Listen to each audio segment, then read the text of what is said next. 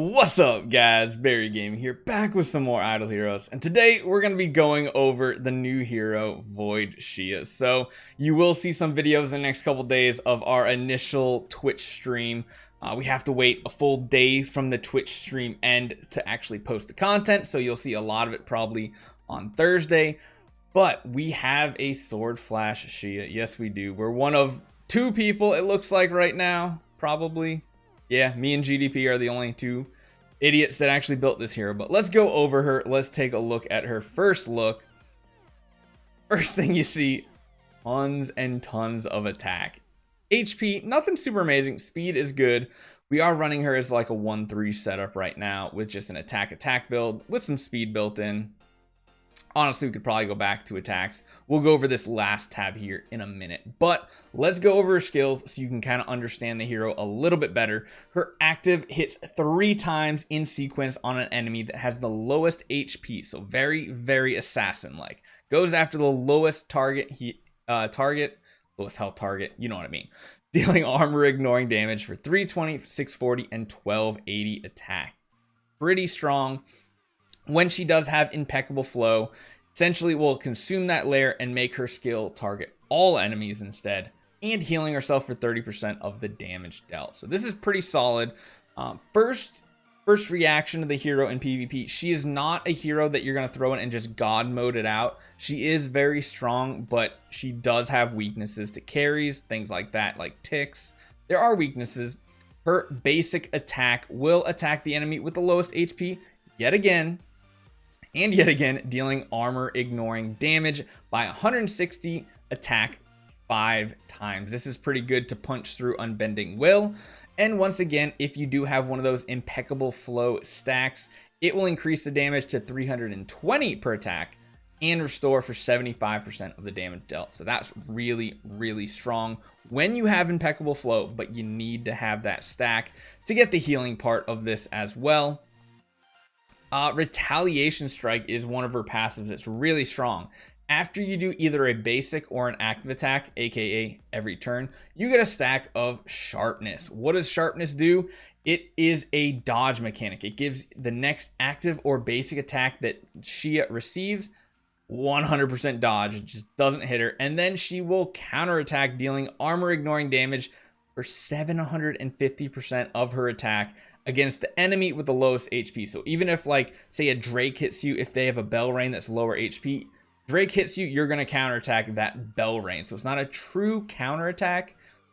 It's a Retaliation Strike. Hit the target for 2 times and has a 33% chance to deal extra damage by 15% of max HP against all enemies. It does cap out on her attack, but that's enough. It's basically going to do max damage every time. So she does have a bit of a max HP ability built into her. And then lastly, Will of the Sword. After every 8 successful dodges or blocks, so having A and B is very good, grants her 1 layer of that impeccable flow. So that is what you need for her active and her basics here to make them stronger. You do see we have level 345. That is because we have Aspen Death 1 complete. We're working on getting up to Death 100. Yeah, Death 100, so we can level up to 350. But yeah, these stats are pretty crazy right now. So Imprint the Void is the new thing here. So this is like a secondary Void enable tree. I'm going to call these Void enables. Let's go to the Imprint Map. Essentially, these nodes we're going to be leveling up through the PvE mode. They're going to give her more attack, more HP. So she is not fully buffed by far. We have this whole tree to go. And then you can also have imprints. These are pretty cool because you can actually pick which imprint you want, just like a normal enable. I don't believe you lose progress on the one you have locked in, but this is kind of cool. I don't know why you'd want armor break when all of her stuff is armor ignoring anyway, but hey, whatever. We're going to probably work on holy, but yeah, so in order to start unlocking higher tiers of your abilities, it will of course cost a 10-star for each one of these. So it's going to take a lot more food, but these are upgrades. So you'll notice the big difference here. 200% of attack right here on the glowing blade, whereas normally it does 160. So they are small buffs to the abilities. They are much like you would normally do upgrading your hero's abilities to level 2 in the first place, in for a normal hero. So it increases the damage. Doesn't really change anything, I don't believe. I think they all pretty much... Oh, this one's interesting. Sword of the Will. Every set. Oh, wow. That's only 6. That is pretty strong. That is pretty strong. What's the last one here? The active. Yeah, it just makes the active really, really pop off. That's pretty cool. 1 layer sharpness. Yeah, it increases the damage and everything. So this is going to be a long struggle to get these leveled up because, of course, you have all these nodes you have to fill up. And it takes a lot of the void essence to actually... Well, not void essence. What was it called again? What is this material called? Hold on. I think it's like star shards, right? Let's just make sure we get the right terminology. Stellar shards. Okay, stellar shards is what it takes.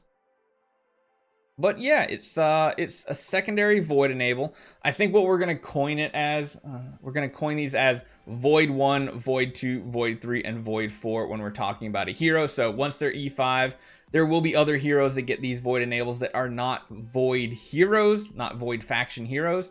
But I think calling these Void 1, 2, 3, and 4 is a nice way to describe how powerful your hero is. But yeah, we're gonna have to keep powering these nodes up because gonna be a lot of HP, a lot of attack, a lot of extra stats too, because each one of these purple nodes, you have 3 of them, they can be different, or they have to be different, I should say. So you could have like holy damage, and crit as the 3 that you use across the 3 nodes.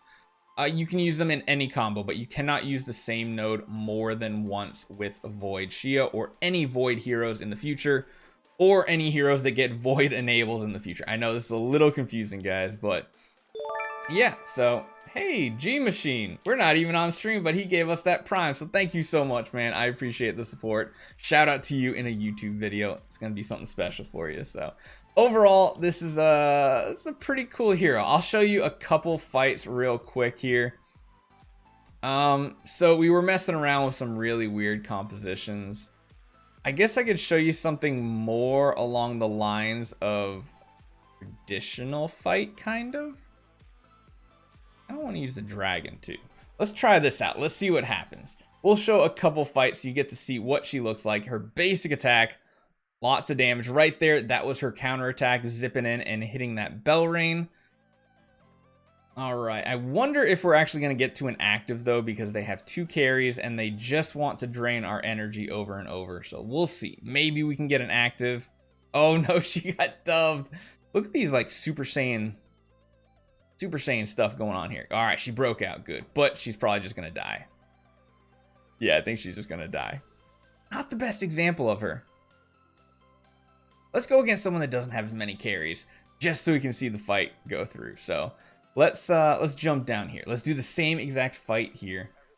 We are running 2 Rogans, kind of like a boost comp for our assassins as well.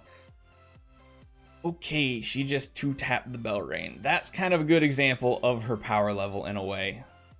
She procced 3 unbendings with her active from the looks of it, with impeccable flow. Sherlock is still a very good counter, but she has a very, very tanky build with the enables that we have set up.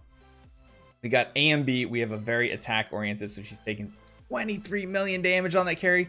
Not taking she dealt that much. That's pretty powerful. But I mean, she isn't a hero that you can just plug in and immediately succeed, in my opinion. It does take a little bit more, but I mean, you can kind of see by this one fight right here how powerful she can be. Of course, carries can be a big issue for her. Wow, that Sherlock swap was actually kind of devastating right there. No heal because she doesn't have impeccable flow just yet, but she's doing some counterattacks. Luckily, she has that A and B, but she does have that defense down debuff right now. Yeah, so she doesn't, as you can see, she doesn't just automatically win everything, but I think that's a good overview of what she is like. So definitely come on by the stream here in a while, probably we'll probably be streaming in about 4 or 5 more hours. So come on by, take a look. We will have more Void Shia content coming your way. So hopefully you guys enjoy this one. You guys next time.